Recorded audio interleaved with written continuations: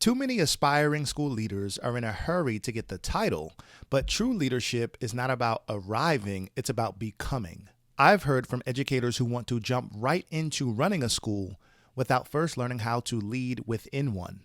In this episode, I'm sharing 3 keys to leadership readiness. Stay tuned.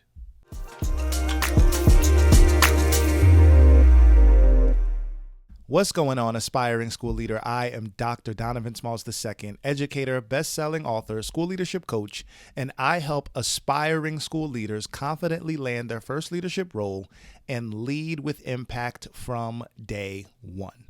Now, today's topic is stop rushing the process. 3 keys to leadership readiness. And when I think about the topic of leadership readiness and stop rushing the process, a lot of it has to do with ambition. And I am not absent of this conversation as it relates to rushing the process, because I think as educators who are looking to take the leap into school leadership, we all have to have a certain level of ambition. We have to have a certain level of drive to continue to go back and get certifications and go through a master's program to get your administrative certificate and be eligible to pass your state exam, right? To finally get that certification. However, sometimes in our process of trying to get to the next level, we could actually be in a rush. And what I mean by that is when you are rushing, when you are trying to get to the next level, when you are making ambitious goals of like, I want to get into leadership immediately. Like I need to take that next step. I need to be an assistant principal within the next year. And then after that, I want to be a principal in 2 years. And then after that, I want to be an assistant superintendent. Like we're making these ambitious and lofty goals, which sometimes they're great, right? We have something to shoot for. We have something to strive for.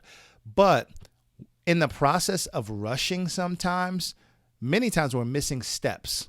Essential steps. And I'm not talking just about titles. I'm talking about what there is to learn at each step. You cannot skip steps.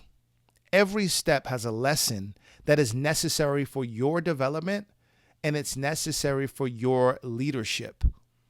And so as you continue to go on the journey of leadership, you have to remember to stop rushing the process. I'm not saying do not continue to have a certain level of ambition, because I believe in that. However, our ambition has to be submitted to the step that we are currently on and embrace where you are.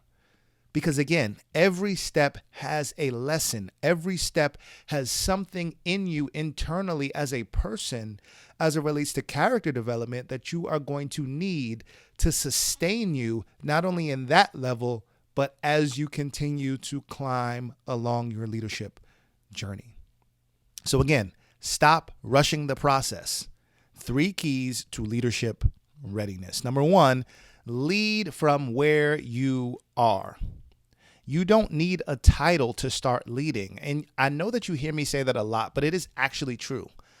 Leadership, and typically when people tap you on the shoulder to say, hey, I think you would be a great leader, it's because you're already showing leadership tendencies. You're not waiting for a particular level. You're not waiting for somebody to affirm you to then say you want to be a leader. It's about your disposition. How are you carrying yourself? It's about you understanding that you cannot bring every single issue or problem to your administrators, but then still call yourself a leader. Is there a time and place for that? Absolutely. But have you handled and done your due diligence first before you start to bring things to your administrators? Because guess what? When you become a school leader, when you become an administrator, that's what people are going to be doing to you.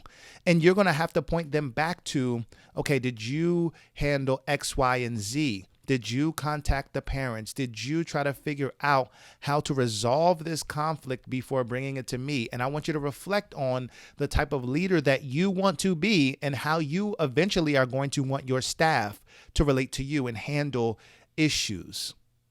Are you going to want them to try to figure it out before coming to you? Or are you okay with them bringing every single issue to you so that you can handle it yourself? And I'd argue, even when we have confrontation sometimes among students, right? Or You have students trying to figure out different problems in the classroom, right? Different issues in the classroom. Sometimes you want them to be able to work through those things among themselves.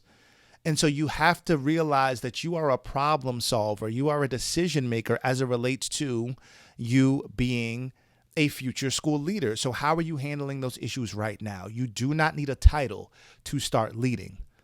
Look for real ways to influence change. Run a project. Support your team. Mentor a new teacher. This is where your leadership story starts. These are things that you're going to be able to speak to in your interviews. These are things that you're going to learn throughout that process of mentoring someone else. You're going to be able to learn things about yourself that's going to improve your personal leadership. But you have to be able to take the initiative to start leading where you are. You do not need a title to be a leader. In fact, when you become a leader, many times you'll start to see that your title does not really mean much other than within the structure of like handling issues, of course. But you'll start noticing that you are a part of the team and you just have a different role. So in your current role as teacher, how are you handling issues now? How are you leading from where you are? Number 2, as it relates to 3 keys to leadership readiness. Learn the work before you chase the role. First, understand what leaders actually do. What I immediately noticed when making the transition from classroom teacher to school leader was that there's a misconception about what school leaders actually do. Sometimes pretty much all the time, you're not able to see the behind the scenes conflict resolution, contacting parents, constant meetings, trainings, things that you are doing, the planning that is necessary to help lead a school. All of the intricacies of the role, you are going to have to learn. So rushing the process would mean that you would be skipping those steps, and they are essential. Here's the thing. If you are so ambitious that you begin to skip steps, how are you going to coach and mentor and teach other people when they are at a step that you were previously on? If you didn't take time to immerse yourself in that opportunity, in that experience, in those responsibilities, it's going to be that much harder for you to coach somebody else when they're in that role, when they're in your former seat. So take your time and learn what leaders actually do. Pay attention to how they manage people. Managing people is critical. You'll hear me talk about this a lot. I am a firm believer that yes, as a school leader, you are an instructional leader. I believe that wholeheartedly. But first and foremost, you are a leader of people. You have to be able to lead people. You have to be able to lead with your humanity. That is critical. Pay attention to how leaders lead instruction. How are they giving feedback? How are they handling conflict? And how are they making decisions? These are all things that you're going to have to learn. Classroom teaching is very different from leading a school. You will see that when you transition right into the role. And so it's critically important for you to learn the work before you chase the role. Because nobody truly understands what it's like to be a school leader until you sit in the seat. You might have this preconceived notion of what it means to sit in the seat because you observe what your administrators are doing. But until you get there, you will not be able to truly understand.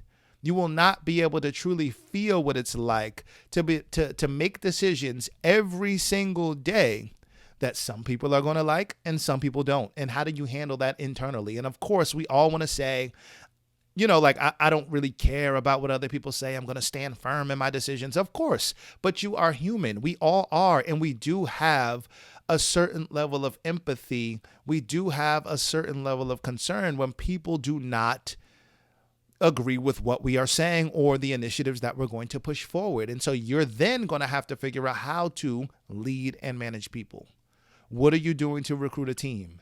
How are you going to give your feedback? Because it's not just being an instructional leader and saying, these are the areas where you need to improve. You still need to be able to give feedback in a way that is palatable for the person that's receiving it, so they actually are going to implement what you say. It's all critically important as it relates to leading and managing people. The insight that you're going to get as you begin to learn the work of the role is going to appropriately prepare you more than any job posting ever will. So again, number 2, learn the work before you chase the role. And lastly, grow through guidance, not just credentials. Earning degrees and certifications is only part of the story. See, in education, we are very quick to try to earn a degree. What's the next degree that I think I need to get that's going to help me separate myself from other candidates? What is the next certification that I can get to pack my resume so that it seems that it is undeniable that I need to be hired for this role? We are quick to do those things. And I'm not saying that you should not get the appropriate certifications and credentials that you need.